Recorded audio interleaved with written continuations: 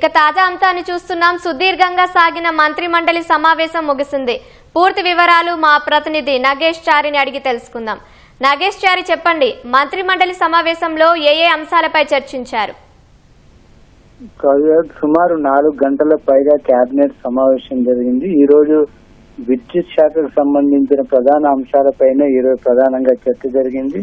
ముఖ్యంగా విద్యుత్ శాఖకు సంబంధించి గత కొన్ని కేబినెట్ సమావేశాల్లో కూడా చర్చించాలని భావించినప్పటికీ ఆ రోజు అంతకన్నా ప్రాధాన్యమైన అంశాలు ఉండడంతో దీనిపైన విచారణ జరగలేదు. అయితే ఈ రోజు ప్రత్యేకంగా విద్యుత్ కు సంబంధించిన అంశాలపైన చర్చ జరపడం కోసం ప్రత్యేకంగా సమావేశం నిర్వహించారు. 12 గంటలకు సుమారుగా ప్రారంభమైంది. దాదాపు 4 గంటల పాటు సుదీర్ఘంగా కొనసాగింది. ముఖ్యంగా రామగుండంలో థర్మల్ పవర్ ప్లాంట్ నిర్మించాలనేది చాలా కాలంగా చర్చ జరుగుతుంది. కాంగ్రెస్ పార్టీ ఎన్నికల మేనిఫెస్టోలో పెట్టినందున దాన్ని నిర్మించాలని విద్యుత్ శాఖ ప్రతిపాదించింది. అయితే దానికి భారీ ఖర్చు అవుతుంది కాబట్టి ఇప్పుడున్న ఆర్థిక పరిస్థితుల్లో ఇప్పుడు అక్కడ నిర్మించాల్సిన అవసరం ఉంటుందా, లేక ప్రత్యామ్నాయ అవసరాల ద్వారా విద్యుత్ అవసరాలు తీర్చుకునే విధంగా ఉంటుందా అనేది ప్రధానంగా చర్చ జరిగింది. ప్రస్తుతం ఉన్నటువంటి విద్యుత్ డిమాండ్ ఎంత, రానున్న కాలంలో ఎంత ఉండబోతుంది, భవిష్యత్తులో ఏ విధంగా ఉండబోతుంది, మొత్తం 2047 వరకు కూడా ఒక విజన్ డాక్యుమెంట్ తయారు చేస్తున్న నేపథ్యంలో అప్పటి వరకు ఏ సంవత్సరంలో ఎంత డిమాండ్ పెరిగే అవకాశం ఉంది,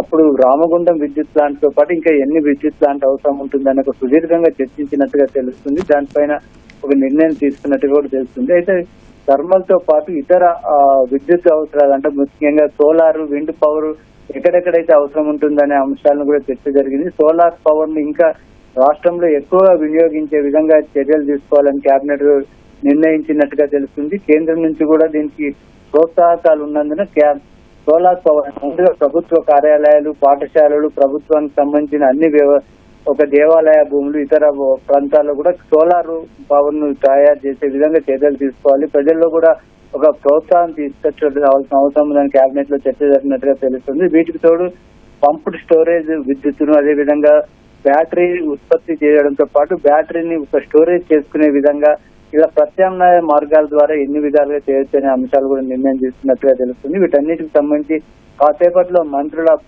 మీడియా సమావేశం జరగనుంది. ఆ మీడియా సమావేశంలో ఈ రోజు తీసుకున్నటువంటి ప్రధానమైన నిర్ణయాలన్నీ కూడా చర్చ ప్రకటించే అవకాశం ఉంది. అదేవిధంగా డిస్కంలకు సంబంధించి కూడా ఇప్పుడు ప్రస్తుతం 2 డిస్కంలు ఉన్నాయి. మరొక డిస్కం ఏర్పాటు చేయాలని ఒక కొంతకాలంగా కసరత్తు జరుగుతుంది. ముఖ్యమంత్రి దీనికి సంబంధించి నిర్ణయం తీసుకొని దానికి సంబంధించి ఎక్సర్సైజ్ సాధ్యాలు పరిశీలించాలని గతంలోనే ప్రకటించారు. అయితే దానికి కొన్ని సాంకేతిక పరమైన ఇబ్బందులు, అదేవిధంగా ఆర్థిక పరమైన అంశాలు ముడిపడి ఉన్నందున వాటిపైన కూడా ముందుకు వెళ్లాలా లేదా అనేది కూడా కేబినెట్ లో చర్చ జరిగినట్టుగా తెలుస్తుంది. అదేవిధంగా ఇప్పుడు అంటే వచ్చే ఆర్థిక సంవత్సరంలో ఒక ధరలు పెంచాలంటే ఈ నెలాఖరులోగా దాని ఈఆర్సీకి ప్రతిపాదన పంపాల్సి ఉంటుంది. కాబట్టి మళ్ళీ కొత్తగా విద్యుత్ ఛార్జీలు పెంచాల్సిన అవసరం ఉంటుందా లేదా, ఒకవేళ పెంచాల్సి వస్తే ఎంత మేరకు పెంచాలనేది కూడా డిస్కంలు విద్యుత్ శాఖ తరఫున ప్రభుత్వం ముందు ఉంచినట్టుగా తెలుస్తుంది. దానిపైన కూడా కేబినెట్ లో చర్చ జరిగింది. వీటన్నిటికి సంబంధించి కూడా విద్యుత్ శాఖకు సంబంధించి సుదీర్ఘంగా లోతుగా అనేక అంశాలు కూడా చర్చించినట్టుగా తెలుస్తుంది. వాటన్నిటి వివరాలు కాసేపట్లో